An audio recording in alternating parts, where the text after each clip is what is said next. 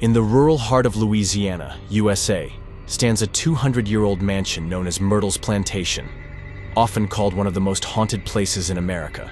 And somewhere along its creaking halls, beneath mossy ceilings and time-worn wooden floors, hangs a single silent mirror. No one dares to clean it. No one stares at it for too long. And under no circumstances should you ever touch its surface. They call it the mirror that holds souls. The question is, what happened to that mirror? Why does it still exist today, shrouded in the fear of hundreds who've seen what can't be explained?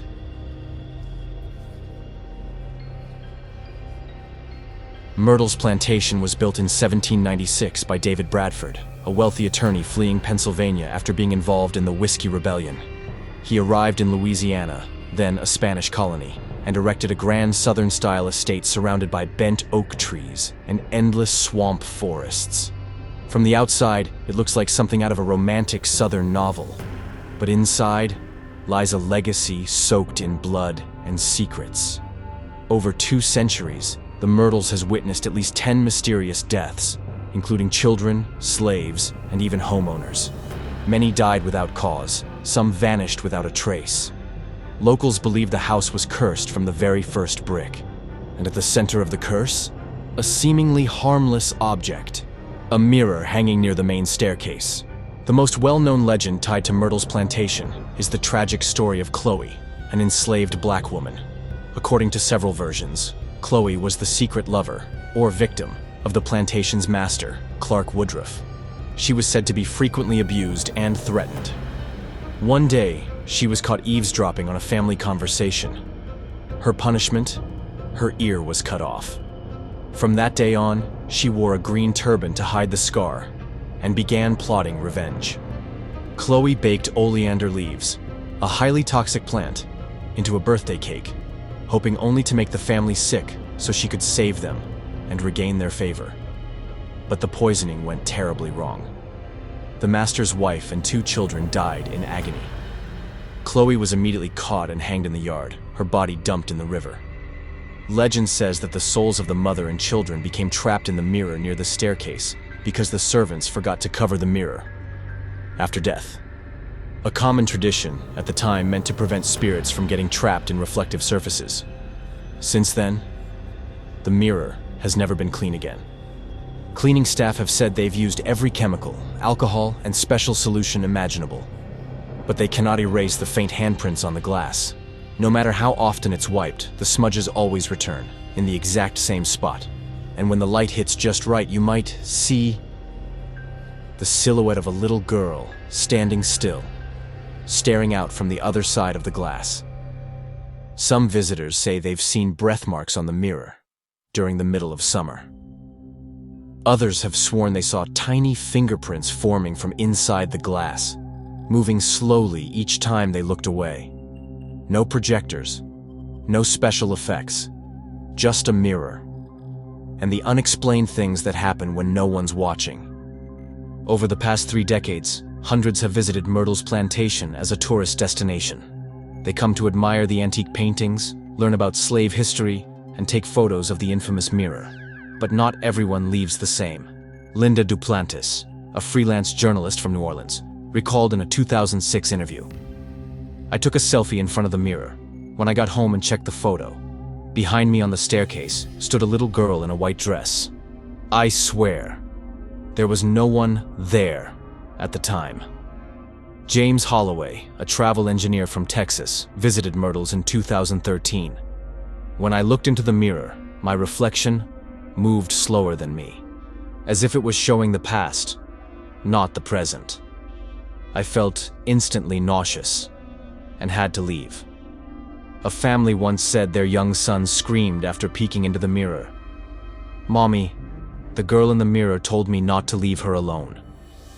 All these experiences are recorded in the guest book at Myrtles, a thick journal filled with trembling handwriting, recounting bone-chilling events no one can explain. In November 1992, a paranormal team from the American Paranormal Society was granted permission to stay overnight at Myrtles to monitor the mirror. They brought electromagnetic field EMF meters, low-frequency audio recorders, infrared cameras, and motion sensors. At 12:43 a.m., the sensor near the mirror triggered. The infrared camera captured a faint movement behind the glass, with no one in the room. The EMF reader fluctuated wildly for 5 minutes, then abruptly stopped. They ruled out every physical explanation. No nearby electronics, no magnets or electric current leaks, no reflective materials, no signs of tampering. In their report, team leader Evelyn Marks wrote, "We cannot confirm supernatural activity, but we can confirm this mirror does not behave like any known mirror we've ever tested." In 1999, a maintenance worker named Raymond Ellis was tasked with preparing the display area for a VIP group. A skeptic, he decided to remove the mirror and clean it using industrial chemicals, hoping to prove once and for all that the smudges were nothing more than grime. 3 days later, Raymond suffered a horrific accident on Highway 61. His car slammed into a tree, with no tire marks or signs of braking. He survived, but with major injuries. Later, he said, "I don't remember what happened. I just remember going home that night and seeing my reflection in the bathroom mirror, smiling, even though I wasn't." His family has declined interviews ever since, and no one has tried to remove the mirror again. A mirror, scientifically, is just silvered glass that reflects light. But across both Eastern and Western cultures, mirrors have long been seen as gateways to another realm. Ancient Romans believed mirrors could trap souls. If someone died near a mirror, their spirit could get stuck. The Egyptians buried mirrors with mummies, so their souls could find the way back to the afterlife. The common thread?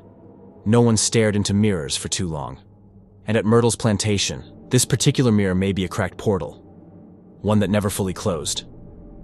Every glance, every photo, every line scribbled in that guest book might just be the curse repeating itself. One of the biggest questions surrounding the Myrtles Mirror is, can a soul really be trapped in glass? It sounds insane, but many ancient cultures across continents believe reflections are doorways to somewhere else. In Judaism, it's tradition to cover mirrors in a house when someone dies, so their spirit doesn't get caught. In old Russian folklore, mirrors are believed to retain part of a person's essence, which is why they should never face your bed. Even 18th century Western mystics believed that certain mirrors, if created during times of pain, war, or murder, could absorb the emotions and reflect back a distorted version of reality. In the case of Myrtles, the mirror witnessed a poisoning, a wrongful execution, and centuries of dread. Maybe it doesn't hold souls, but maybe it holds hatred. Myrtles isn't the only place with a haunted mirror. In England, the Belgrave House Castle once had a bedroom mirror where guests swore they felt someone standing behind them, especially while brushing their teeth. In India, the Kaligat Temple has a sacred mirror believed to bring bad luck within 7 days to anyone who looked into it from the southern gate. In Mexico, within an abandoned monastery, a mirror was caught on infrared camera interacting with unseen childlike figures, recorded as unpredictable light streaks. The pattern? They're all old. They've all witnessed death or collective pain, and no one, believer or not, keeps them in the bedroom. Why not destroy the Myrtles Mirror? It seems simple, right? If it's that dangerous, why not just smash it?